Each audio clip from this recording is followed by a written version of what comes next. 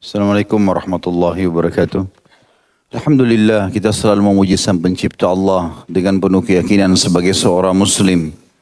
Kalau Allah Subhanahu wa Ta'ala Maha mendengar, Maha mengetahui, dan juga Allah Subhanahu wa Ta'ala memiliki sifat yang luar biasa, syakur, tahu menilai dan memberikan balasan apa yang dilakukan oleh hamba-hambanya. Kalimat Alhamdulillah kalimat mudah diucapkan, kalimat penuh dengan berkah, dan pasti janji Allah akan menjadi penyebab segala kebutuhan kita dipenuhi olehnya. Allah kekalkan dalam Al-Quran, la in syakartum la azidannakum wa la in kafartum inna adzabi lasyadid. Kalau kalian bersyukur aku akan tambah, kalau kalian kufur azabku sangat pedih. Dan tidak ada orang yang sulit untuk mengucapkan Alhamdulillah, maka jadilah orang yang selalu membaca kalimat ini. Selanjutnya kita panjatkan salawat dan taslim, salam hormat kita kepada utusan Sang Pencipta Allah, sebaik-baik manusia, sebaik-baik suri tauladan, orang yang telah sukses menjadi seorang suami, ayah, anak, sahabat, murid, guru, bahkan menjadi seorang pakar ekonom dan saudagar yang sukses, dan juga seorang politikus yang mendirikan negara Islam berdasarkan Al-Quran dan Sunnah yang berhasil.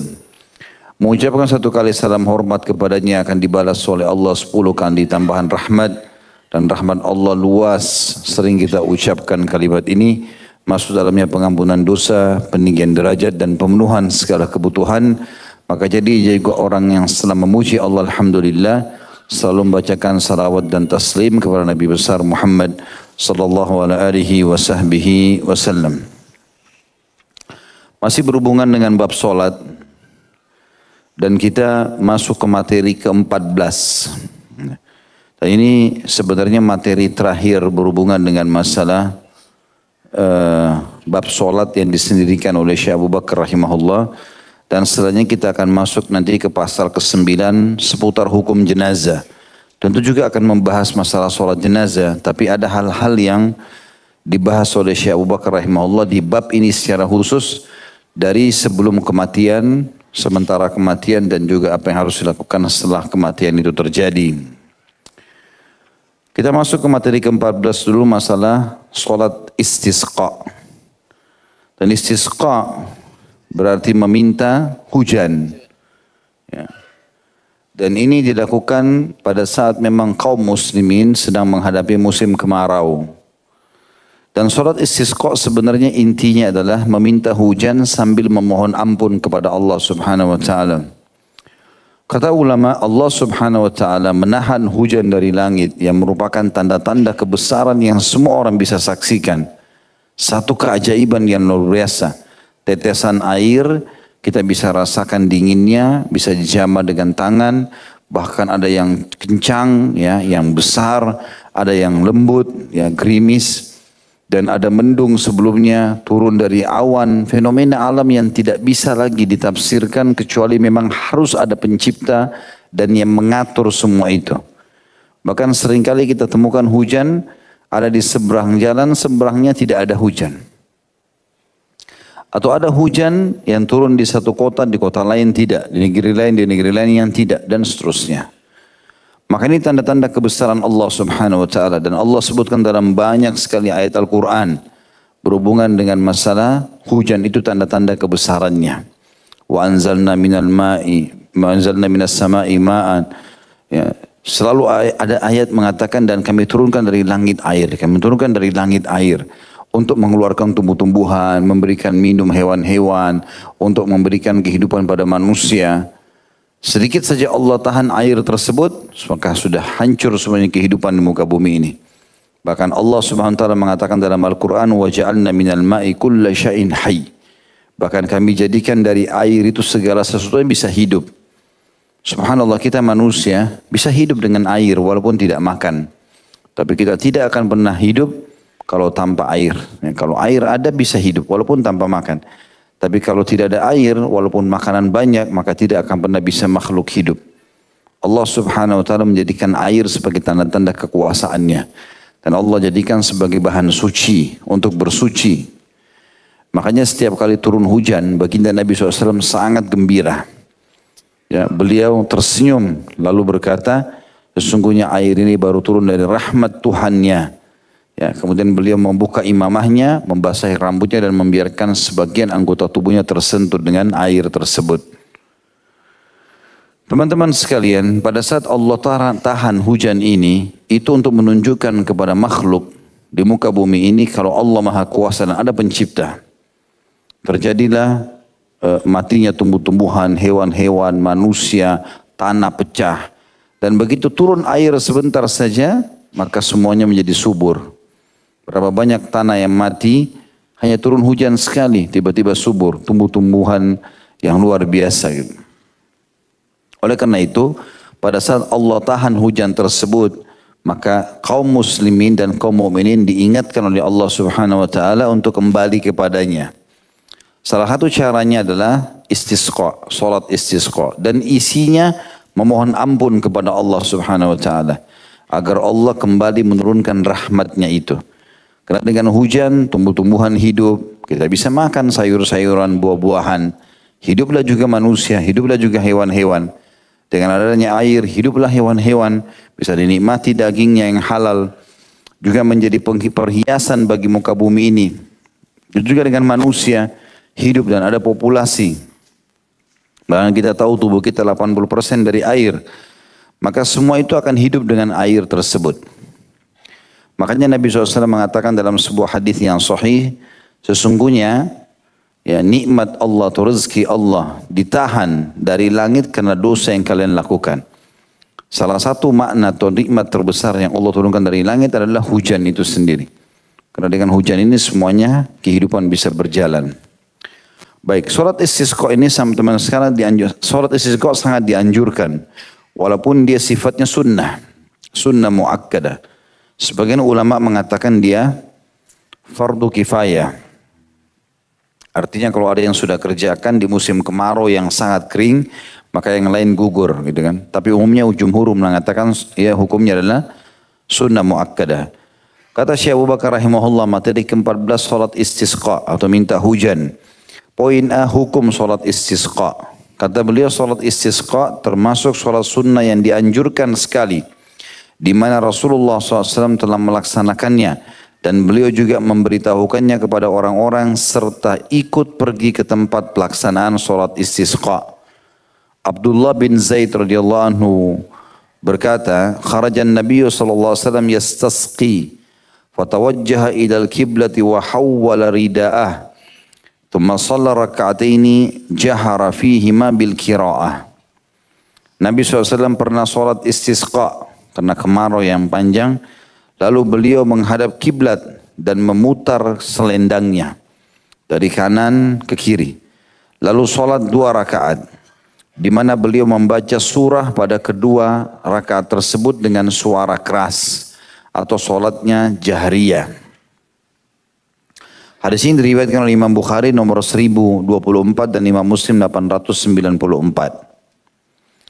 Poin B-nya, masalah pengertian istisqa. Tadi itu dalil tentang masalah istisqa sendiri. Istisqa artinya minta turun hujan dari Allah yang maha suci dan maha pemurah untuk sejumlah negeri atas hamba-hambanya. N-nya besar kata ganti Allah melalui solat, berdoa dan beristighfar ketika terjadi kemarau. Di situ ada footnote nomor 932. Penyebab kemarau dan sedikitnya turun hujan adalah dosa dan banyak melakukan kemaksiatan sebagaimana ditegaskan oleh sabda Nabi SAW, lam yanqusu qaumul mikyala wal mizana illa ukhidu bis sinina wa shiddatil maunah wa jawri sultani alaihim wa lam yamna'u zakata amwalihim illa muni'ul matara minas sama' walaulal bahaimu lam yumtaru. Tidaklah suatu kaum mengurangi timbangan serta takaran, curang dalam timbangan dan takaran. Ini banyak orang anggap remeh, padahal sebenarnya dosa besar, ya. Curang dalam timbangan, mungkin menggunakan magnet dan yang sejenisnya. Melainkan pasti mereka akan ditimpa kemarau panjang, kehidupan yang sulit dan penguasa yang zalim. Sini ada 3 datang. Kalau seseorang curang dalam timbangan, curang dalam transaksi, apapun sifatnya. Sebagian ulama memasukkan semua transaksi curang masuk dalam ancaman ini. Nota palsu kah, apalah rekayasa data dan seterusnya. Maka akan datang pada mereka kemarau yang panjang, kemudian kehidupan yang sulit. Kalau sakit tidak sembuh-sembuh, ada permasalahan tidak selesai-selesai, dan penguasa yang zalim.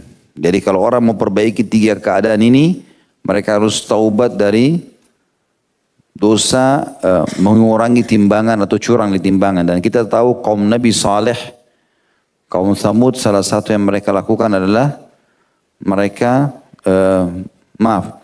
kaumnya Nabi Shu'aib, ya, itu curang dalam timbangan dan Allah SWT menghukum mereka. Dan tidaklah mereka, lanjutan hadisnya, dan tidaklah mereka menolak membayar zakat harta mereka, kecuali mereka akan terhalang mendapatkan hujan dari langit. Jika saja bukan karena binatang-binatang, niscaya mereka tidak akan diberi hujan. Hadis riwayat Ibnu Majah nomor 4019.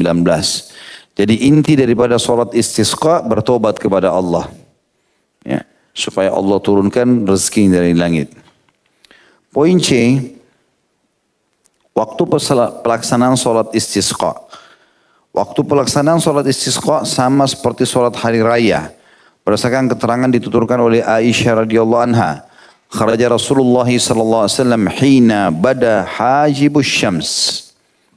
Rasulullah SAW pergi menunaikan sholat istisqa ketika tampak penghalang matahari atau berupa bulatannya. Ini disebutkan riwayatkan Abu Daud nomor 1173 dan Hakim jadi 1 halaman 476 dan beliau mensahihkannya. Walaupun demikian dapat dilakukan kapan saja selain waktu-waktu yang dilarang sholat di dalamnya. Yang paling baik dikerjakan waktu mau tiba waktu sholat duha. Seperti sholat id tepatnya. Ya, maka itu yang paling tepat. Kalau tidak boleh dikerjakan habis duhur. Yang penting jangan waktu dilarang. Ya, dan umumnya pada saat matahari sedang ada. Umumnya pada saat matahari sedang ada. Poin D-nya, hal-hal yang disunnahkan sebelum sholat istisqa. Disunnahkan bagi imam untuk mengumumkan pelaksanaan sholat istisqa beberapa hari sebelumnya. Menghimbau orang-orang supaya bertaubat dari kemaksiatan dan menjauhkan diri dari kezaliman. Juga menganjurkan mereka supaya berpuasa, bersedekah dan meninggalkan permusuhan. Karena kemaksiatan itu penyebab kemarau, sebagaimana ketaatan menjadi penyebab kebaikan dan keberkahan. Jadi jelas ini semua intinya adalah karena dosa. Dan sunnahnya seorang imam masjid, kalau kita sekarang pemerintah resmi, boleh mengiklankan bahwasanya akan ada sholat istisqa serentak di semua masjid-masjid jami' misalnya, atau di lapangan. Maka itu sangat baik, sehingga rame-rame untuk melakukan istisqa. Tentu kalau dikerjakan istisqa ini harus dipilih imam yang paling saleh, yang paling baik, yang paling dekat hubungannya sama Allah SWT. Diharapkan juga yang hadir dalam sholat istisqa adalah orang-orang yang saleh, sehingga doa mereka diijabah oleh Allah SWT. Walaupun umumnya masyarakat boleh ikut, tapi diharapkan di situ harus hadir ada orang-orang yang dekat hubungannya dengan Allah Subhanahu Wa Taala, sehingga Allah ijabah. Karena kalau ada orang-orang saleh biasanya belum selesai istisqa sudah turun hujan. Ada juga orang subhanallah istisqa dikerjakan dalam beberapa hari tidak juga turun hujan. Ini karena kemaksiatan yang masih ada. Bahkan mungkin yang mengimami sholat bisa saja mungkin masih ada hal-hal yang mengganjal. Karena dicontohkan di dalam hadis-hadis kalau sholat itu diterima, istighfar mereka diterima, maka hujan akan turun. Ya. Poin E-nya tata cara pelaksanaan sholat istisqa. Imam dan orang-orang pergi ke tempat sholat. Lalu imam sholat bersama mereka 2 rakaat. Jika imam berkenan, maka ia dapat membaca takbir 7 kali pada rakaat pertama dan 5 kali pada rakaat kedua. Seperti sholat hari raya. Pada rakaat pertama imam membaca surah Al-A'la, Sabbihisma Rabbikal A'la. Setelah ia membaca Al-Fatihah dengan suara keras. Sedang pada rakaat kedua membaca surah Al-Ghashiyah. Setelah selesai sholat, hendaklah imam menghadap ke arah jamaah dan berkhutbah di hadapan mereka dengan menghimbau mereka supaya memperbanyak istighfar. Lalu imam berdoa yang diamini oleh jamaah. Lalu imam menghadap kiblat serta mengubah posisi selendangnya. sehingga bagian sebelah kanan pindah ke bagian sebelah kiri, serta bagian sebelah kiri dipindahkan ke bagian sebelah kanan. Lalu orang-orang pun harus mengubah posisi selendang mereka sebagaimana dilakukan imam. Selanjutnya mereka berdoa lalu mereka bubar. Jadi sholat dulu 2 rakaat seperti sholat id umumnya. Habis itu imamnya balik menghadap makmum, kemudian berkhutbah dan mengingatkan mereka tentang masalah bahayanya maksiat. Bagaimana Allah murka dengan mereka, mereka harus segera taubat dan seterusnya. Setelah selesai, dia menghadap kiblat, dia berdoa lagi. Tapi pada saat dihadap kiblat disunnahkan untuk memindahkan selendang. Kalau dia pakai selendang. Kalau di zaman Nabi SAW itu imamah. Jadi kelebihan imamah itu ya seringkali ada yang jatuh mengulur itu diletakkan ke sebelah kiri misalnya. Makanya dipindahkan. Imamahnya dipindahkan lalu kemudian dipindahkan ke sebelah kanan. Kurang lebih begitu dari kanan ke kiri, gitu kan? Kalaupun ada yang dari kiri dipindahkan ke kanan seperti dijelaskan dalam riwayat tadi. Apa hikmahnya Allahu a'lam. Ini karena Nabi SAW melakukan maka para sahabat pun ikut melakukannya. Tidak semua apa yang dicontohkan Nabi kita harus cari hikmahnya. Bagi seorang mukmin kita terima saja. Kalau ada hikmahnya alhamdulillah, ada penjelasan. Kalau tidak ada ya sudah. Tidak perlu kita cari tahu kenapa Allah suruh sholat duhur 4 rakaat, asar 4 rakaat ya. Kalau ada hikmahnya sudah, kalau enggak ya sudah. Gitu kan? Kita enggak perlu cari tahu. Ya, tugas kita mengimani, sudah kita laksanakan. Begitulah makna daripada kalimat Islam itu sendiri. Artinya istislamun nafsi rabbil alamin, menyerahkan diri kepada Allah Subhanahu wa taala. Tapi yang jelas teman-teman, fenomena-fenomena alam ini adalah tanda-tanda kebesaran Allah untuk mengingatkan kita yang ada di muka bumi. Termasuk guntur yang menggelegar. Ya, kata Nabi SAW, sesungguhnya guntur yang menggelegar itu adalah peringatan keras dari Allah yang ada di langit untuk penduduk bumi. Ya. Waktu terjadi gempa ya, di zaman Abdullah bin Mas'ud di Kufah, di Irak pada saat itu, gempa, kemudian orang-orang pada ketakutan. Abdullah bin Mas'ud naik di atas mimbar lalu mengatakan, sungguhnya Tuhan kalian di langit sedang memberikan peringatan kalian agar kalian bertobat kepadanya, maka bertobatlah. Maka penduduk Kufah pun bertobat pada saat itu dan gempanya selesai. Sekarang poin E, tata cara pelaksanaan sholat istisqa. Jadi sudah kita baca ini ya. Baik, tata cara di atas berdasarkan keterangan Abu Hurairah radhiyallahu anhu. Kharaja Nabi sallallahu alaihi wasallam yastasqi wa shalla bina rak'ataini bila adzanin wala iqamah. Thumma khatabana wa da'a Allah. وحول وجهه نحو القبلة رافعا يديه ثم قلب رداءه فجعل الأيمن على الأيسر والأيسر على الأيمن. Nabi SAW pergi menunaikan sholat istisqa dan beliau sholat bersama kami sebanyak 2 rakaat tanpa azan dan iqamah. Kemudian beliau berkhutbah di hadapan kami dan berdoa kepada Allah Subhanahu wa taala. Setelah itu beliau menghadapkan mukanya ke arah kiblat sambil mengangkat kedua tangannya, kemudian mengubah posisi selendangnya sehingga bagian sebelah kanan berpindah ke bagian sebelah kiri serta bagian sebelah kiri berpindah ke bagian sebelah kanan. Hadis ini riwayat Ahmad nomor 8128, Ibnu Majah 1268, Al-Baihaqi jilid 3 halaman 347 dan mereka menjelaskan bahwa para perawinya semuanya bisa dipercaya. Ya. Di zaman Umar bin Khattab radhiyallahu anhu pernah terjadi teman-teman sekalian, bagaimana peceklik ini juga datang. Dan peceklik ini waktu datang, Umar bin Khattab mengumpulkan masyarakat Madinah, kemudian mengajak mereka untuk sholat istisqa. Dan Umar bin Khattab menunjukkan kepada mereka tentang tata caranya. Beliau imami sholat, setelah imami sholat mengingatkan manusia supaya mereka bertobat kepada Allah Subhanahu wa taala. Lalu kemudian beliau menghadap kiblat, membalikkan imamahnya, lalu berdoa kepada Allah Subhanahu wa taala. Setelah selesai, beliau pun balik ke arah jemaah lagi, kemudian mengatakan, "Ya Allah," dengan suara keras, orang-orang mendengarkan. Sesungguhnya pada saat Nabi kami masih hidup, kami jadikan antara kami dengan engkau Nabi kami sebagai perantara.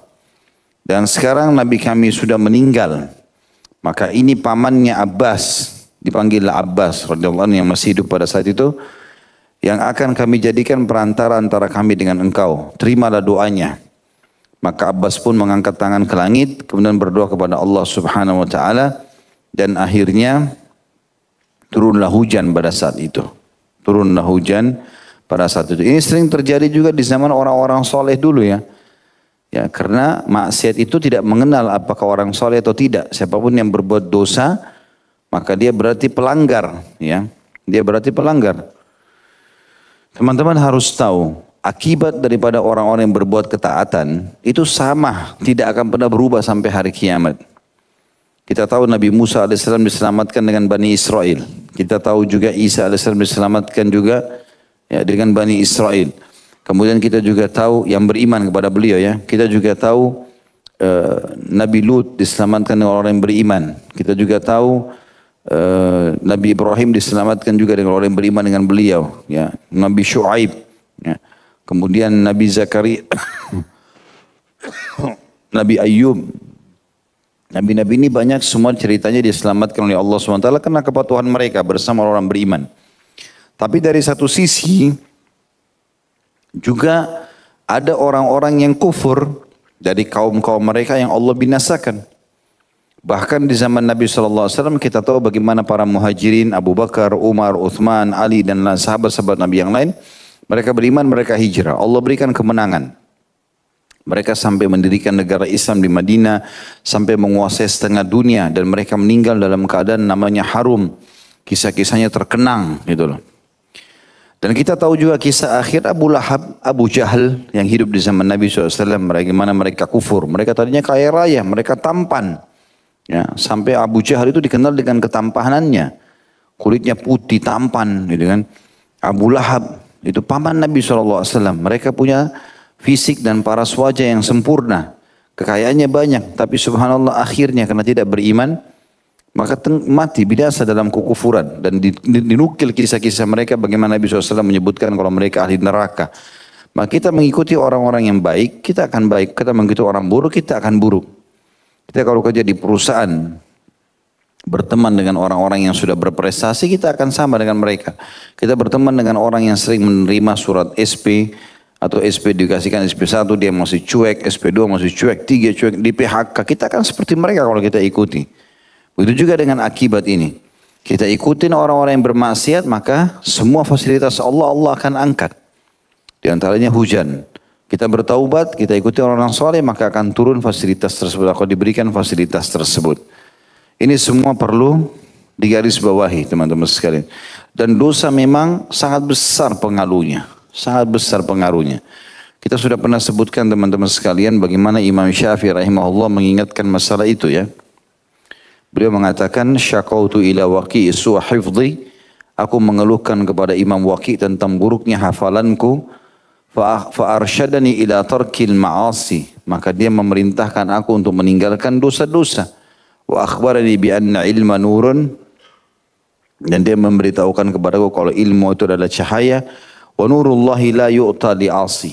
Dan cahaya Allah tidak akan diberikan kepada orang yang bermaksiat. Maksiat itu teman-teman hanya akan menggelapkan hati seseorang. Membuat kelam, membuat hidupnya sumpek. Gitu. Jadi kalau ada yang merasa sumpah, susah berpikir, itu kan ada kemaksiatan. Coba istighfar kepada Allah. Kapan dosa itu sudah Allah bersihkan, ketenangan hati akan ada, pasti.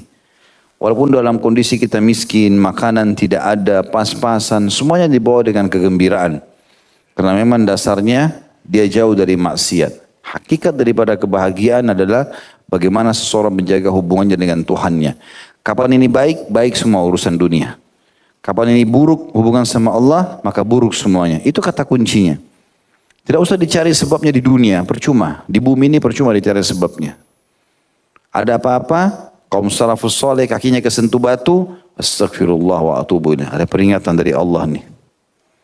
Ya, sampai apapun, ya, di antara mereka yang sudah sering saya nukil mengatakan, saya tahu kalau ada kemaksiatan aku lakukan pada saat terjadi perubahan, pada perilaku pasanganku, pada tungganganku, bahkan tikus yang masuk ke dalam rumahku. Dan sekian banyak tentunya peringatan-peringatan dari Allah SWT untuk pelaku maksiat, maka seseorang harus hati-hati dengan masalah ini. Dan kalau teman-teman melakukan perbuatan dosa, harus hati-hati. Kalaupun kita lakukan dosa teman-teman, itu dosa. Jangan sampai kita lakukan. Tapi kalau ada orang melakukan dosa, maka jangan dia terang-terangkan. Menerang-terangkan dosa ini berarti menantang hukuman Allah juga datang secara terang-terangan. Ada sebuah hadis Bukhari yang berbunyi masalah itu. Kata Nabi SAW, setiap umatku akan dimaafkan kesalahan atau dosanya.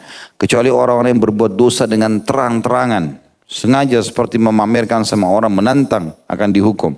Mirip antum di perusahaan, mencuri depan pimpinan perusahaan. Dipecat semestinya. Orang yang buat dosa di tengah-tengah jalan, di tempat-tempat terbuka, memamer pada orang. Ini seperti menantang Allah SWT akan menghukum dia. Kata Nabi SAW, setiap umatku akan bisa dimaafkan oleh Allah kesalahan dan dosanya. Kecuali orang yang berbuat dosa secara terang-terangan. Dan termasuk berbuat dosa dengan terang-terangan adalah seseorang melakukan satu dosa di waktu malam. Dan Allah menutupi perbuatan jelek yang dilakukannya tersebut. Namun di pagi hari ia berkata pada orang lain, wahai fulan, tadi malam aku telah melakukan perbuatan ini dan itu. Padahal ia bermalam dalam keadaan Tuhannya menutupi kejelekan yang diperbuatnya. Namun ia berpagi hari menyingkap sendiri tutupan atau aib atau tabir Allah tadi yang menutupi dirinya. Hadis sahih diriwayatkan oleh Imam Bukhari nomor 6069 dan Imam Muslim 7410. Maka ini harus difahami teman-teman sekalian, karena hanya akan mendatangkan hal-hal yang tidak baik dari kemaksiatan tersebut. Selanjutnya teman-teman sekalian, poin terakhir, poin F dalam masalah sholat istisqa ini adalah macam-macam doa istisqa.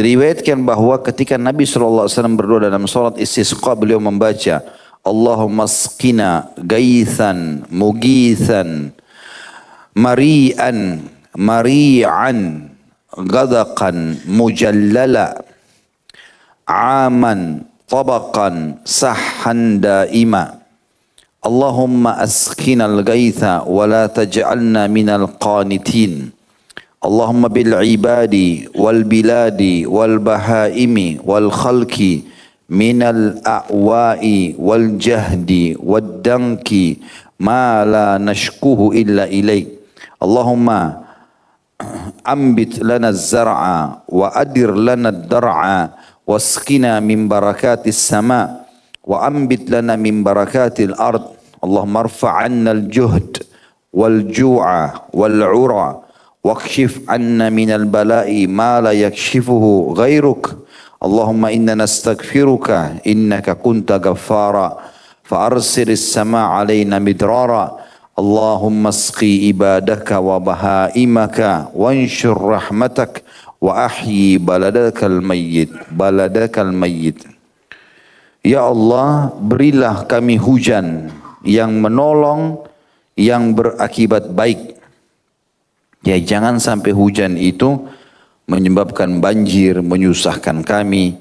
Berilah kami hujan yang menolong dan berakibat baik, yaitu menyuburkan tanaman, menyirami dengan lebat, rata, meluas, sekali hentakan, turun dari atas dan terus menerus. Artinya hujan itu bermanfaat, tidak berbawa angin, satu tempat fokus dan memberikan hujan, memberikan manfaat yang besar. Ya Allah, berilah kami hujan dan jangan Engkau jadikan kami termasuk orang-orang yang berputus asa dari rahmat-Mu. Ya Allah, turunkanlah hujan pada para hamba, negeri-negeri, ternak-ternak, dan seluruh makhluk yang membebaskan kami dari derita, kesulitan, dan kepapaan. Ya. Kata sebagian ulama, doa ini maksudnya adalah justru hujan itu bukan cuma sekedar menyuburkan tanah, tapi akan ada obat-obat buat penyakit kami, akan menyehatkan tubuh kami, menyegarkan tubuh kami, sehingga kami tidak mengeluhkannya kecuali kepadamu. Ya Allah, tumbuhkanlah bagi kami tanam-tanaman dan penuhkanlah puting-puting susu ternak kami, serta siramilah kami dari berkah-berkah langit. Tumbuhkanlah bagi kami dari berkah-berkah bumi, Ya Allah, hilangkanlah dari kami kesulitan, kelaparan, dan ketiadaan pakaian. Hilangkanlah dari kami bencana yang tidak dapat dihilangkan kecuali oleh-Mu. Ya Allah, sungguh kami memohon ampunan kepadamu, sesungguhnya Engkau Maha Pengampun, maka turunkanlah hujan pada kami dengan deras. Ya Allah, siramilah para hamba-Mu dan ternak-ternak-Mu. Sebarkanlah atau tebarkanlah rahmat-Mu dan hidupkanlah negeri-Mu yang telah mati. Ini disebutkan oleh Ibnu Majah di nomor 1269 dan para perawinya thiqat atau terpercaya. Sebagian lafadznya diriwayatkan Abu Daud nomor 1169. Teman-teman sekalian, kita harus mengetahui bahwasanya makna doa ini sangat dalam, ya. Karena doa ini benar-benar memberikan pemahaman kepada kita kalau Allah Azza wa Jalla menyuruh kita sholat istisqa untuk meminta kembali rahmatnya setelah dia murka. Allah Subhanahu wa ta'ala marah. Ya, murka karena dosa-dosa hamba-hambanya, maka dia pun menahan fasilitas. Tugas kita merengek, menangis, memohon kepada Allah Subhanahu wa ta'ala. Dan kalau kita perhatikan kalimat demi kalimat dari doa yang dibacakan Nabi SAW dalam salat istisqa ini semuanya permohonan ampun. Dan dibolehkan dan disunnahkan bagi seseorang yang memohon ampun kepada Allah Azza wa Jalla dari dosanya, dia ikutkan dengan permohonan agar diberikan nikmat yang besar. Ya, karena bertaubat itu kalau Allah terima dan Allah SWT akan terima dari orang yang ikhlas, maka akan membuka pintu-pintu rahmat. Ya, seperti orang sudah memaafkan, minta maaf, ya Allah ampuni saya, kita bilang saya pada seseorang, maafin saya dengan tulus dan orang itu sudah memaafkan, maka dia akan membuka pintu rumahnya, dia akan menerima kita sebagai orang sahabatnya, dia akan memberikan bantuan karena sudah memaafkan. Seperti kasus Nabi Sulaiman alaihissalam dikatakan dalam hadis Bukhari, beliau pernah bermain dengan kuda-kuda kerajaannya, kemudian beliau terlalaikan dari sholat asar. Setelah terbenam matahari, baru sadar kalau belum sholat.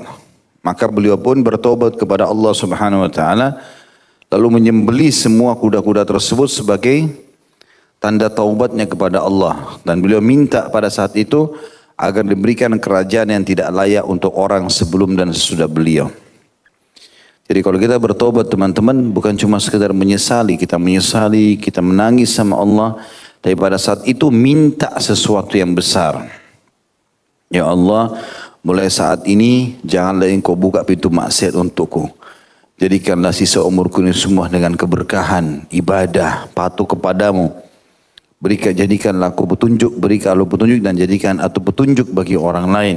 Kita minta kepada Allah SWT hal-hal yang baik. Ya. Juga dalam riwayat lain disebutkan di antara doa Nabi SAW, tentu di doa pertama tadi itu kita minta agar diberikan berkah-berkah langit dan juga berkah-berkah bumi. Artinya semua yang turun dari langit dan juga keluar dari bumi semuanya bermanfaat buat kami dan cukup. Ya. Doa yang lain atau lafaz yang lain adalah bahwa saat hujan turun Nabi SAW mengucapkan Allahumma suqya rahmatin wala suqya adab wala bala'in wala hadamin wala gharaq. Allahumma ala dhirabi wa manabi'is syajari Allahumma hawalaina wala alaina. Ya Allah, turunkanlah hujan yang penuh rahmat, bukan yang disertai azab, bukan pula bencana dan bukan pula yang membinasakan agar menenggelamkan. Ya Allah, curahkanlah pada lembah-lembah dan tempat-tempat tumbuhnya pepohonan. Ya Allah, curahkanlah di sekitar kami, bukan pada kami. Ya. Hadis ini disebutkan Imam Syafi'i dan sebagian lafadznya adalah dalam Sahihain, ya, atau disebutkan dalam Bukhari Muslim. Ini mirip juga dengan yang tadi. Bagaimana Allah Azza wa Jalla menyebutkan kepada kita dan mengajarkan di sini melalui lisan Nabi Muhammad SAW untuk membaca doa ini dan mengetuk pintu rahmat Allah Subhanahu wa Ta'ala.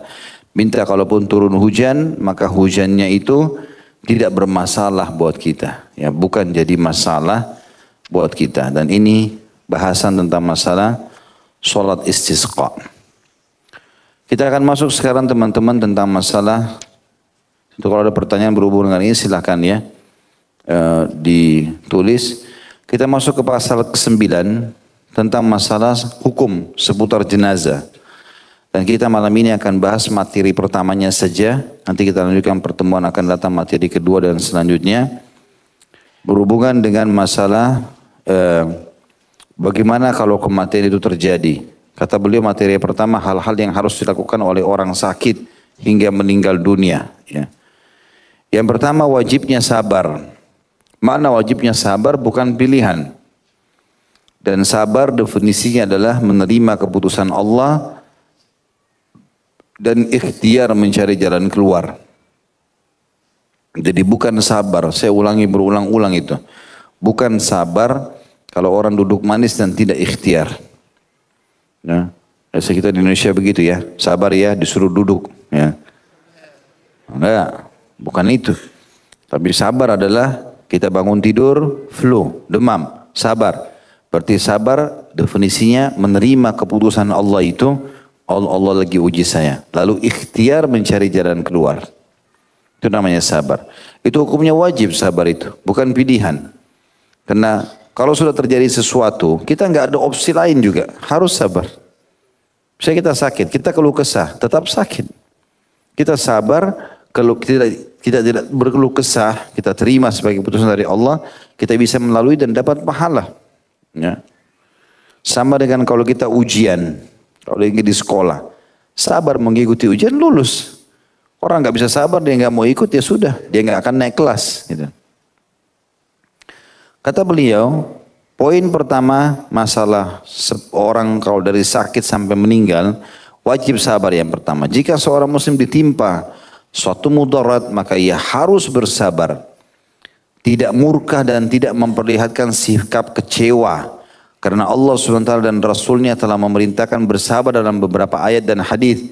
Tidak menjadi soal bagi orang sakit jika ditanya tentang kondisinya. Lalu ia menjawab, aku sakit, aku menderita sakit. Dan segala puji bagi Allah yang Maha Kuasa atas segala sesuatu dalam segala keadaan. Coba belajar pada saat ditimpa sebuah cobaan teman-teman, terima itu keputusan Allah. Kata Umar radhiyallahu anhu, kalau ada orang ditimpa sebuah cobaan dari Allah. Ada dua keadaan. Keadaan pertama kesuksesan, keadaan kedua penderitaan. Keadaan pertama sukses itu adalah dia terima itu sebagai keputusan Allah. Maka dia dapat pahala, dia mudah melaluinya dan dia pasti akan dapat jalan keluarnya. Dan kalau yang kedua penderitaan, dia berkeluh kesah, dia ribut, dia tidak mau menerima itu, maka dia sulit melaluinya, dapat dosa dan juga tidak dapat jalan keluarnya. Kita tidak ada pilihan yang lain. Karena cobaan pasti akan datang. Dan bukan cuma pada kita, semua orang akan diuji. Ada subhanallah kata para ulama, cobaan standar, semua orang kena. Seperti jenis penyakit, flu, demam, ya, rematik, semua lalui masalah itu. Sakit kepala, sakit gigi. Nggak ada orang seumur hidup nggak pernah lalui sakit kepala, sakit gigi. Ada di sini orang tidak pernah sakit gigi? Hah? Ada? Mana? Angkat tangan coba. Perlu kita teliti itu. Atau sakit kepala. Ada yang tidak pernah sakit kepala sama sekali? Hah? Saya bahkan temukan anak saya masih kecil sudah bisa ngeluh sakit kepala. Ada penyakit standar. Ya. Keseleo. Ada yang tidak pernah keseleo di sini? Jalan Masya Allah. Hah? Mau dia olahraga tidak olahraga pasti pernah keseleo. Ada kuasa Allah SWT. Sakit perut. Semua orang begitu. Ngantuk, lapar, haus. Semua orang rasakan. Ada yang standar. Ada juga tidak. Dicoba oleh Allah SWT sesuai dengan masalah dia. Kalau dia punya dosa banyak, Allah coba dia dengan itu. Sebagai hukumannya. Kalau dia orang beriman, Allah datangkan cobaan lebih berat untuk meninggikan derajatnya. Ada seperti itu. Dalam setiap keadaan, beruntunglah orang yang bisa menerima itu sebagai keputusan Allah SWT.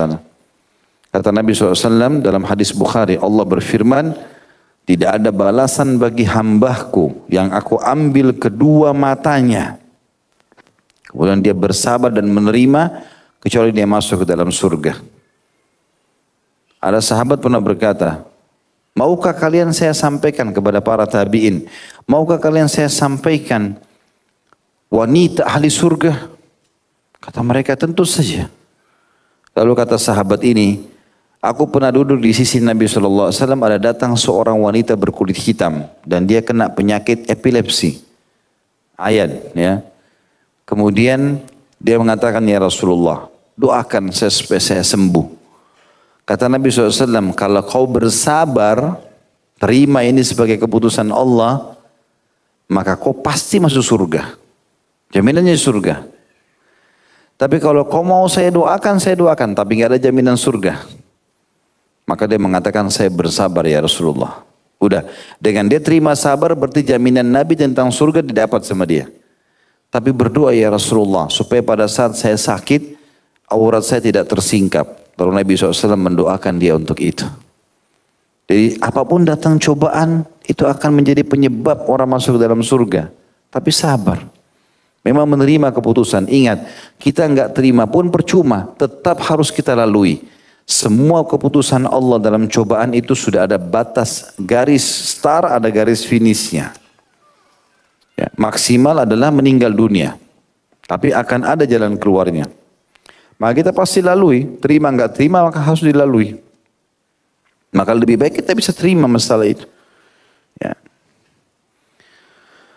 Dan kalau seandainya sangat sakit dan sangat berat, kata Nabi SAW, jangan kalian berharap mati. Jangan bilang, ya Allah matikan saja saya. Ya. Tapi kalau berat sekali bilang, ya Allah hidupkan saya kalau hidup lebih baik bagi saya, dan matikan saya kalau kematian lebih baik bagi saya. Biarkan Allah SWT yang tentukan itu. Yang kedua, anjuran berobat. Kalau sakit, tidak boleh kita vakum. Berobat, pergi cari ikhtiar selama itu halal. Bagi seorang muslim yang sedang sakit, dianjurkan untuk berobat dengan obat yang dibolehkan.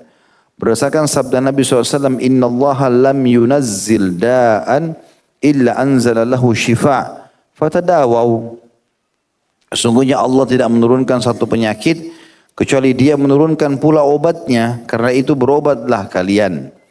Hadis ini riwayat Ibnu Majah nomor 3437, Al-Hakim jilid 4 halaman 220 dan beliau mensahihkannya. Akan tetapi tidak dibolehkan berobat dengan obat yang diharamkan seperti khamar, daging babi dan barang haram lainnya. Hal ini berdasarkan sabda Rasulullah SAW, Inna Allah lam yaj'al shifa'akum fima harrama alaikum. Sesungguhnya Allah tidak pernah menjadikan kesembuhan kalian pada sesuatu yang diharamkan atas kamu. Hadis ini riwayat Tabarani dengan sanad sahih dalam Mu'jamul Kabir jilid 23 halaman 326. Jadi kalau ada seseorang sakit, dokternya bilang enggak ada obat kecuali ini. Ini dari lemak babi. Enggak, saya enggak mau. Enggak perlu. Enggak usah percaya dokter kalau dia paksa itu. Kamu enggak bisa sembuh kecuali minum khamr ini. Enggak ada khamr. Enggak ada ceritanya, sudah enggak ada. Yang menciptakan kita Allah. Yang menciptakan penyakit itu Allah, yang bisa sembuhkan Allah. Bukan dokter. Dokter cuma turus resep, semoga lekas sembuh. Tidak ada pasti sembuh. Ya. Tidak mungkin dia berani bilang pasti sembuh. Belum tentu. Kalau dia tidak sembuh, pasiennya maka didemo dia. Maka kita harus kembali kepada hukum Allah Subhanahu Wa Taala. Masih ingat riwayat yang pernah ada sahabat mengatakan kakaknya sakit perut, lalu Nabi SAW bilang minumkan madu. Dia pulang lagi, ya Rasulullah belum sembuh. Kata Nabi SAW, Allah pasti benar dan perut kakakmu yang bohong. Sabar, gitu kan? Yakin dengan janji Allah SWT. Kalau sudah dikatakan madu bisa menyembuhkan, sembuh. Tapi kita harus yakin. Diikuti dengan keyakinan dan berdoa kepada Allah Subhanahu Wa Taala. Jadi suruh berobat dan obat ini terbuka luas pintunya selama itu adalah obat-obat yang halal, yang haram tidak boleh. Yang ketiga, boleh ruqyah. Bacakan ayat-ayat Al-Quran yang memang diperintahkan oleh Nabi SAW, doa-doa yang ma'thur, doa-doa yang dicontohkan oleh Nabi SAW, serta kalimat thayyibah atau puji-pujian kepada Allah. Berdasarkan sabda Nabi SAW, la ba'sa birruqa ma lam yakun syirkan. Tidak menjadi masalah berruqyah selama di dalamnya tidak ada kemusyrikan. Hadis ini riwayat Muslim nomor 2200. Ya. Maka ini teman-teman sekalian adalah dalil yang sangat kuat tentang membolehnya ruqyah. Dan Nabi SAW pernah diruqyah oleh Jibril alaihissalam. Nabi SAW pernah menyuruh Hafsah untuk belajar ruqyah dengan seorang wanita ahli ruqyah. Ya, kan? Banyak dalilnya ini sudah pernah saya bedah sebuah buku judulnya Ruqyah Syariah. Kurang lebih 3 jam di YouTube itu ada bahasan masalah itu dengan dalil-dalil yang menjelaskan masalah itu. Hadis tentang masalah 70.000 masuk surga tanpa hisab itu, di antara yang tidak minta ruqyah, bisa bermakna memang dia karena bertawakal kepada Allah, dia enggak minta diruqyah, tapi orang lain meruqyah dia boleh. Atau bermakna secara etimologi, kalau ruqyah itu adalah jimat, bacaan. Ya. Dan ini khilaf di antara ulama panjang lebar berhubungan dengan masalah itu. Saya pernah tanyakan langsung itu kepada Dr. Ziyad Abbadi hafidahullah di Jordan. Masalah ini beliau mengatakan ada banyak artikel tulisan masalah dan khilaf panjang di antara mereka. Ya, tentang masalah ini. Yang jelas ruqyah boleh. Nah, ini bagian dari sunnah Nabi SAW sebagaimana beliau juga pernah atau setiap malam kalau mau tidur membaca Al-Ikhlas, Al-Falaq, An-Nas lalu tiup telapak tangan lalu diusap ke tubuh beliau alaihissalam sebagai bentuk ruqyah mandiri atau ruqyah sendiri. Yang keempat, haram memakai jimat. Apapun itu sifatnya, pergi ke dukun-dukun, ya. Haram mengalungkan dan memakai jimat. Dengan demikian tidak dibolehkan bagi seorang muslim mengalungkan jimat. Berdasarkan sabda Nabi SAW, "Man 'allaka tamimatan faqad asyrak." Barang siapa yang mengalungkan jimat maka sungguh ia telah berbuat syirik. Hadis ini riwayat Imam Ahmad nomor 12.969 dan Al-Hakim jilid 4 halaman 243 dan beliau mensahihkannya. Juga Rasulullah SAW bersabda, man 'allaka tamimatan fala atammallahu lah, wa man 'allaka wada'atan fala wada'allahu lah. Barang siapa yang mengalungkan tamimah, ada footnote di situ, nomor 941, tamimah adalah sesuatu yang dikalungkan di leher anak-anak sebagai penangkal penyakit atau pengaruh jahat yang disebabkan rasa dengki seseorang dan yang lain sebagainya. Kata Nabi SAW, barang siapa yang mengalungkan tamimah, semoga Allah tidak menyempurnakan keinginannya atau dengan mengabulkannya. Dan barang siapa yang menggantungkan wada'ah, di situ ada definisi wada'ah masih di footnote yang sama, sesuatu yang diambil dari laut menyerupai rumah kerang. Menurut anggapan orang-orang jahiliyah, dapat digunakan sebagai penangkal penyakit, jimat, termasuk dalam kategori ini. Jadi sampai sekarang, umumnya dukun-dukun itu suka pakai kerang-kerang itu, ya, yang sudah disebutkan dalam hadis Nabi SAW. Dan siapa yang menggantungkan wada'ah, dijadikan kalung dan yang sejenisnya, niscaya Allah tidak akan memberikan, ya, ketentraman kepadanya. Hadis ini hadis sahih riwayat Imam Ahmad di nomor 16.951 dan Al-Hakim jilid 4 halaman 240. Juga sabda Nabi SAW yang ditujukan kepada seseorang yang mengenakan gelang dari kuningan. Waihak ma hadhihi? Qala minal wahina. Atau wahina, ya. Qala inza'ha fa innaha la taziduka illa wahna. Wa innaka law mutta wa hiya 'alaika ma aflahta abada. Celaka kamu ini. Apa yang kamu pakai itu? Jadi sahabat pakai di tangannya gelang kuningan, ya. Lalu orang itu bilang, penangkal sakit ya Rasulullah. Dengan begini saya tidak akan pernah kena penyakit. Maka Nabi SAW mengatakan, copotlah, cabut itu. Karena gelang itu tidak akan menambahimu, ya, kecuali semakin menambahimu, kecuali kelemahan. Jika kamu mati dan gelang itu masih kau pakai, maka niscaya kamu tidak akan beruntung untuk selamanya. Hadis ini riwayat Ahmad nomor 19.498. Artinya kau akan celaka dan dihukum oleh Allah Subhanahu wa taala. Jadi kalau ikhtiar medis selama obat-obat itu halal silahkan. Ikhtiar pengobatan herbal, pengobatan nabawi lebih bagus lagi, ya. Saya sudah ajarkan, ya, habbatus sauda, madu. Ini semua rutin dikonsumsi, ya. Susu, ya, ini semua jahe. Minum-minum sudah kita tahu semuanya dan ini rutin dirutinkan. Tidak sakit pun usahakan selalu dikonsumsi. Yang kelima, sebagian doa yang dibaca Rasulullah SAW sebagai sarana pengobatan. Sebenarnya ini masuk dalam masalah ruqyah ya, di poin nomor 3. Tapi tadi penjelasan boleh ruqyah. Di sini rincian doa-doa ruqyah itu. Rasulullah SAW biasa meletakkan tangannya pada orang sakit. Beliau pegang di mana sakit, lalu beliau mendoakan si pasien tadi. Beliau membaca, Allahumma rabban nasi adhibil ba's. Ishfi anta syafi la shifa illa shifa'uk shifa'an la yughadiru saqama. Ya Allah, Tuhannya manusia, hilangkanlah penyakit, sembuhkanlah, karena Engkaulah Sang Maha Penyembuh. Karena tidak ada kesembuhan selain kesembuhan darimu, dengan kesembuhan yang tidak menimbulkan rasa sakit. Hadis ini sahih riwayat Bukhari nomor 5743. Dalam riwayat yang lain, dan ini tentu mentauhidkan Allah ya. Artinya tidak ada kesembuhan kecuali dari sisimu ya Allah. Maka itu penekanannya. Dibaca berulang-ulang. Dibaca berulang-ulang sampai Allah SWT berikan kesembuhan. Dalam riwayat dan dikatakan juga suatu saat seseorang datang kepada beliau mengeluhkan rasa sakit. Maka beliau bersabda, "Dha' yadaka 'ala alladhi ya'lam min jasadik wa qul bismillah thalathan wa qul sab'a marrat." A'udzu bi'izzatillahi wa qudratihi min syarri ma ajidu wa uhadiru. Ya.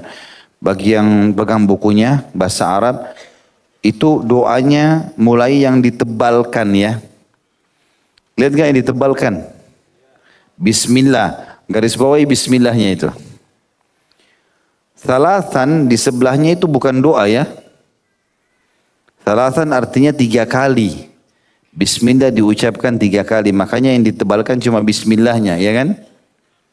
Jadi sini artinya, dha' yadaka, letakkan tanganmu ala alladhi ya'lam, di tempat yang kamu rasa sakit, min jasadik, dari jasadmu, wa qul, lalu ucapkan, bismillah thalathan, bismillah 3 kali. Pegang misalnya dada kiri enggak enak, bismillah, bismillah, bismillah, gitu loh.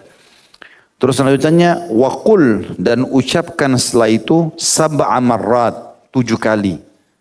Yang dibaca sekarang ini ditebalkan. Lihat enggak ditebalkan? Nah, a'udzu bi'izzatillahi. Aku berlindung dengan kemuliaannya Allah, wa qudratihi, dan kemahamampuannya, min syarri, dari semua keburukan, ma ajidu, yang aku sedang rasakan, wa uhadhiru, dan aku berhati-hati darinya. Jadi bismillahnya 3 kali, doa itu dibaca 7 kali sambil pegang tempat sakit. Sekali lagi diulang-ulangi, diulang-ulangi ya. Bukan sekali 2 kali. Karena ada orang pernah praktekin begitu. Sekali, kok saya nggak sembuh? Ya sabar. Ada dosisnya, gitu kan? 7 kali baca. Ya, seperti doa ini dianjurkan untuk baca 7 kali oleh Nabi SAW. Kata dia bilang, bismillah 3 kali, ulangi 7 kali. Ulangi lagi setelah itu, ulangi lagi setelah itu, sampai Allah SWT berikan kesembuhan. Hadis ini sahih riwayat Imam Muslim nomor 2202. Tetapi dalam hadis yang diriwayatkannya tidak terdapat lafaz izzatillah. Lafaz ini terdapat dalam riwayat Tirmidzi nomor 2080. Dalam hadis yang diriwayatkan oleh Muslim nomor 2186 dikatakan bahwa Rasulullah SAW mengeluhkan sakitnya kepada malaikat Jibril. Kemudian Jibril pun berdoa. Ini ruqyahnya Jibril kepada Nabi SAW. Hadis riwayat Muslim nomor 2186. Bismillahi arkika min kulli syai'in yu'dhika min syarri kulli nafsin aw ainin hasid Allahu yashfika bismillahi arkik. Dengan menyebut nama Allah aku meruqyamu dari segala sesuatu yang menyakitimu, dari keburukan segala jiwa atau mata yang diliputi kedengkian. Semoga Allah menyembuhkanmu dengan menyebut nama Allah aku meruqyamu. Jadi ini dalil yang sangat jelas tentang masalah bolehnya ruqyah syariah. Karena Nabi SAW sendiri mengeluh pada Jibril. Jadi kalau antum sakit, antum mengeluh. Sakit saya di sini, sering mimpi buruk, sering gini. Berkeluh kesah ini pada tempatnya karena memang lagi sakit. Kalau orang itu ruqyah nggak ada masalah. Ya.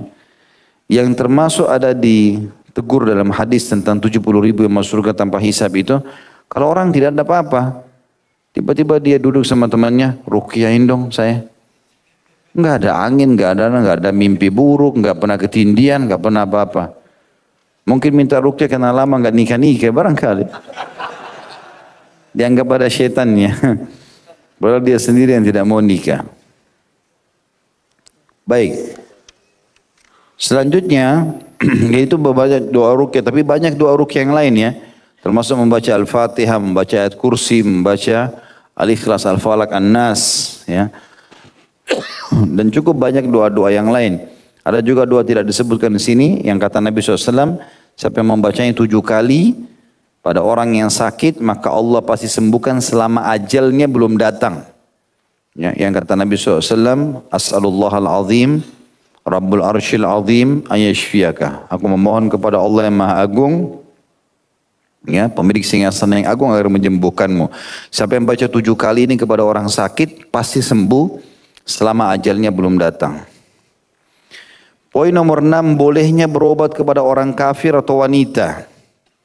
Kaum muslimin telah bersepakat tentang kebolehan orang kafir mengobati orang Islam jika dapat dipercaya. Juga dibolehkan laki-laki mengobati wanita dan wanita mengobati laki-laki dalam keadaan darurat. Karena Rasulullah SAW juga memperkerjakan sebagian orang musyrik dalam sebagian urusan. Ada putut nomor 946 di situ. Dalam hal ini sebagaimana dijelaskan dalam sebuah hadis diriwayatkan oleh Bukhari nomor 2263 tentang Nabi SAW memberi upah seorang musyrik sebagai petunjuk jalan. Ya, waktu Nabi SAW mau pergi ke Madinah, sempat ada orang yang dibayar oleh Nabi SAW untuk menjadi petunjuk jalan. Dan kebiasaan istri-istri para sahabat yang mengobati para sahabat yang terluka dalam peperangan di masa Nabi SAW. Ada putut nomor 947. Diriwayatkan Imam Bukhari nomor 5679. Beliau telah meriwayatkan dari Ar-Rubayyi' binti Muawwidh yang berkata, "Kunna nagzu ma'a Rasulillah SAW naskhil qaum wa nakhdimuhum wa naruddul qatla wal jarha ilal Madinah." Kami ikut berperang bersama Rasulullah SAW. Ini maksudnya seorang sahabiat Nabi, perempuan berkata, kami pernah berperang bersama Nabi SAW. Berarti menandakan boleh perempuan ikut jihad, tapi bukan kewajiban bagi mereka. Di mana kami bertugas menyediakan air minum pasukan muslimin, membantu mereka serta membawa pulang korban dan orang-orang yang terluka ke Madinah.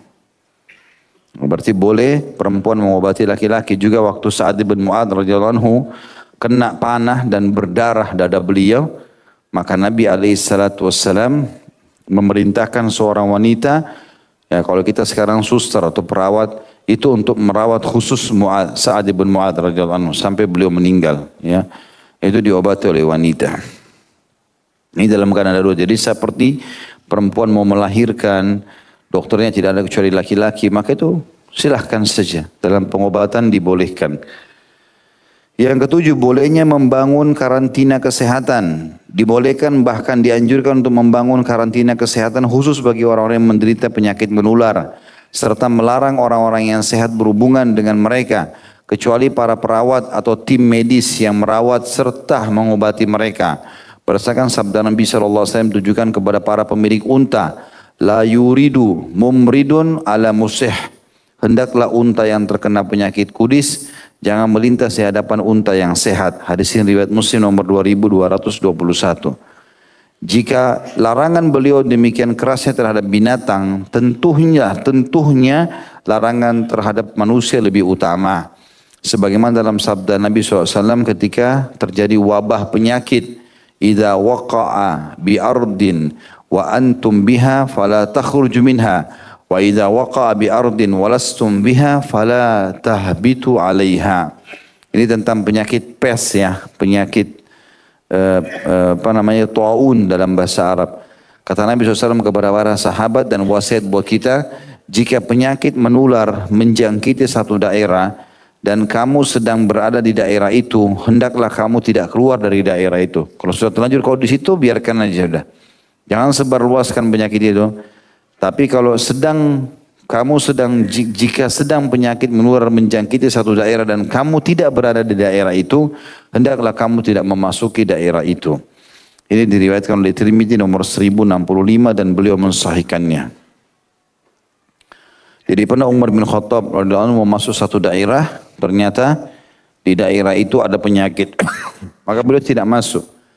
Ada sahabat yang lain mau masuk, paksain diri. Umar biarkan. Umar saudara tidak mau. Lalu ada yang mengatakan, hai Umar, kau lari dari takdirnya Allah? Udah kita masuk saja, kalau sakit ya sakit, kalau enggak gitu. Kata Umar, saya lari dari takdir Allah ke takdir Allah yang lain. Sekarang saya belum kena, kenapa saya harus masukkan diri saya? Jelas ada badai, ada longsor, enggak, jalan aja, kalau jatuh mati ya sudah, takdir. Enggak, Umar enggak mau radhiyallahu anhu. Maka akhirnya setelah beberapa sahabat paksakan diri masuk, baru ada satu orang dari belakang pasukan mengatakan, ya Amir Mukminin, saya tahu berita dari Nabi SAW, kalau ada taun atau penyakit kusta itu di satu wilayah atau pes, jangan kalian masuk. Kalau kalian di dalam, jangan kalian keluar. Kata Umar, alhamdulillah yang telah memberikan kami petunjuk. Adapun sabda beliau yang mengenakan atau menyatakan la adwa wala tiara, tidak ada keyakinan penularan penyakit itu dengan sendirinya tanpa takdir Allah, serta tidak ada ramalan kesialan. Hadis ini riwayat Muslim nomor 2222, artinya bahwa penyakit itu tidak akan menular dengan sendirinya, yakni tanpa adanya kehendak Allah SWT. Karena dalam kerajaan Allah tidak akan terjadi sesuatu pun yang tidak dikehendakinya. Tapi hal itu tidak menghalangi usaha untuk mengambil langkah-langkah preventif di samping meyakini bahwa tidak akan ada sesuatu pun yang terjadi kecuali atas kehendak Allah. Dan orang yang tidak dilindungi Allah niscaya tidak akan selamat. Ketika Nabi SAW ditanya tentang unta yang terkena penyakit kudis, maka beliau pun bersabda, "Waman a'dal awal." Siapakah yang menulari unta itu yang pertama kali? Hadis riwayat Muslim nomor 2220. Dengan jawabannya itu, Nabi SAW ingin menyatakan bahwa pengaruh itu hanyalah milik Allah Subhanahu Wa Taala, sehingga sesuatu yang Allah kehendaki niscaya akan terjadi, sedangkan sesuatu yang tidak dikehendakinya niscaya tidak akan terjadi. Yang kedelapan, ini ada 12 ya. Kewajiban menjenguk orang sakit. Kalau ada orang yang sakit, kita diwajibkan atas seorang muslim menjenguk saudaranya. Sesama muslim yang sakit berdasarkan sabda Nabi SAW, Ati'imul ja'iyah wa'udul maridha wa fukkul ani. Berilah makan orang yang lapar, jenguklah orang yang sakit dan bebaskan para tawanan. Hadis riwayat Bukhari nomor 5373. Ketika seorang muslim menjenguk saudaranya sama muslim yang sakit, maka dianjurkan padanya supaya mendoakan kesembuhan saudaranya, mewasiatkan kepadanya supaya bersabar dan mengucapkan perkataan yang melegahkan hatinya. Sebagaimana dianjurkan pula untuk tidak duduk berlama-lama di sisinya. Kebiasaan Nabi SAW pada saat menjenguk orang sakit, beliau mengatakan kepadanya, la ba's tahur insyaallah. Tidak masalah. Ya. Ini hanyalah pembersihan dari dosa-dosamu. Hadis ini riwayat Bukhari nomor 3616. Sepatutnya seorang muslim mengatakan ketika ia menjenguk saudaranya muslim, la ba's tahur insyaallah. Yang kesembilan, kewajiban berbaik sangka terhadap Allah berkenaan dengan keadaan orang sakit. Jika seorang muslim menderita sakit dan mendekati saat kematian, hendaklah ia berbaik sangka terhadap Allah bahwa dia akan merahmatinya. Dianya Allah, kata dibesarkan kata ganti Allah, bahwa Allah akan merahmatinya. Dan rahmatnya, N-nya besar kata ganti Allah, itu meliputi segala sesuatu berdasarkan sabda Rasulullah SAW, la yamutanna ahadukum illa wa huwa yuhsinu billahi dhann. Janganlah salah seorang di antara kalian mati kecuali dalam keadaan berbaik sangka terhadap Allah. Hadis sahih riwayat Muslim nomor 2877. Jadi dia sangka baik, artinya Allah SWT akan memaafkan dosanya kalau dia bertaubat, Allah akan terima amalnya kalau dia sudah berusaha, gitu kan. Yang ke-10, mentalkin atau memberikan tuntunan orang yang sedang menghadapi kematian. Jadi tadi mulai dari orang yang sakit, bagaimana bersabar, meruqyah, berobat, segala macam, sampai bagaimana kalau dia sudah menghadapi kematian. Kalau sudah lihat orang itu sesak nafas, maka yang kita lakukan talqin, pandu dia untuk mengucapkan la ilaha illallah. Kata beliau, jika seorang muslim melihat saudaranya sama muslim sedang menghadapi kematian, hendaklah ia menuntunnya supaya mengucapkan kalimat ikhlas dengan cara membisikkannya, yakni mengucapkan kalimat la ilaha illallah. Tidak ada Tuhan yang berhak disembah kecuali Allah. Hendaklah ia mengingatkannya hingga sadar serta mau mengucapkannya. Jika saudaranya telah mengucapkannya, hendaklah ia menahan diri dari menuntunnya. Jika saudaranya kembali lagi mengucapkan perkataan yang lain selain kalimat ikhlas, hendaklah ia menuntunnya kembali supaya mengucapkan kalimat ikhlas dengan harapan bahwa ucapan terakhirnya adalah kalimat la ilaha illallah. Tidak ada Tuhan yang berhak kecuali disembah kecuali Allah. Sehingga saudaranya kelak masuk surga. Hal itu berdasarkan sabda Nabi SAW, Lakkinu mautakum la ilaha illallah. Tuntunlah orang yang hendak meninggal dunia di antara kalian dengan mengucapkan kalimat la ilaha illallah. Hadis sahih riwayat Imam Muslim di nomor 916. Kemudian Nabi SAW juga bersabda, Man kana akhiru kalamihi la ilaha illallah dakhalal jannah. Barang siapa yang akhir ucapannya adalah kalimat tidak ada Tuhan yang berhak disembah kecuali Allah, niscaya ia akan masuk surga. Hadis riwayat Ahmad nomor 21.622, Abu Daud 2166 dengan sanad sahih.